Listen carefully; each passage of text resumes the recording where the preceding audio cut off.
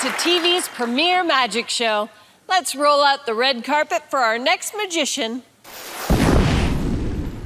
I was forged in the crucible of a theme park magic shop. I did 12-minute magic trick demonstrations 20 times a day for over a decade. And that totals up to 40,000 performances. Think about that. All that practice created what we magicians call muscle memory. My body essentially learned the magic, which sort of set my mind free to think about and learn new tricks. But then I would hear the audience gasp and applaud, which would kind of bring me back to the moment, and I realized, oh yeah, I must have just done something amazing.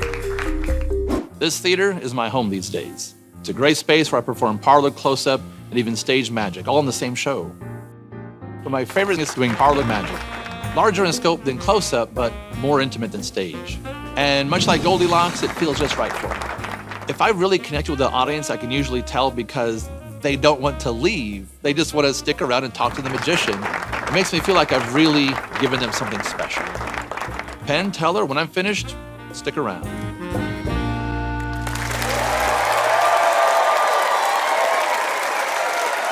Give it up for Orlando's own Jason Fields.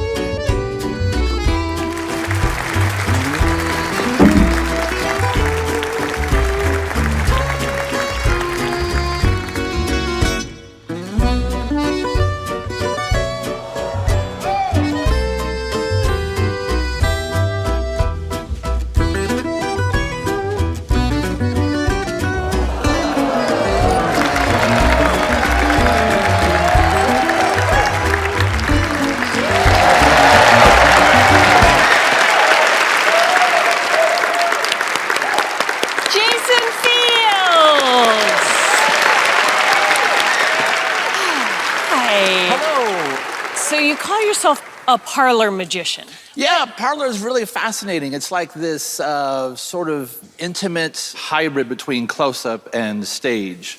The thing I love about my current venue where I perform is it feels much like my own living room. So because we have that sort of relaxed sort of vibe to the space, we're all just having fun. So all the pressure's off at that point. What's your absolute favorite thing about magic? My favorite thing about magic is if you could just look under the hood and see all that goes together to make a magic effect perfect. It's a master class in problem solving and cleverness, and it makes me feel almost a sense of honor to be counted among people who are able to do this. All right, Jason, let's see if our magic experts know how you did your trick. All right. Hey, Jason, we really love that. It's really great. You're doing what's really nice is you're working under so much pressure, and there's so much grace and comfort. You know, you're always trying to conceal how hard you're working when you're doing magic. And this thing looks completely effortless, and it is anything but that. Yeah. And both of us knew Jerry Andrus, and Jerry Andrus did a thing called Zone Zero, which this is based on, but you do a much harder version of this. It's much harder than Jerry Andrus's Zone Zero. And I'm a juggler, and I know that although this is a magic trick and it is miraculous, there is just a wicked, crazy amount of juggling going on. It's just really, it's amazing how, the purpose of art is to conceal the art. And you do such a wonderful job of concealing everything and not collapsing under the pressure. And your suit coat's still fitting really nicely while you're moving around like that. It's just,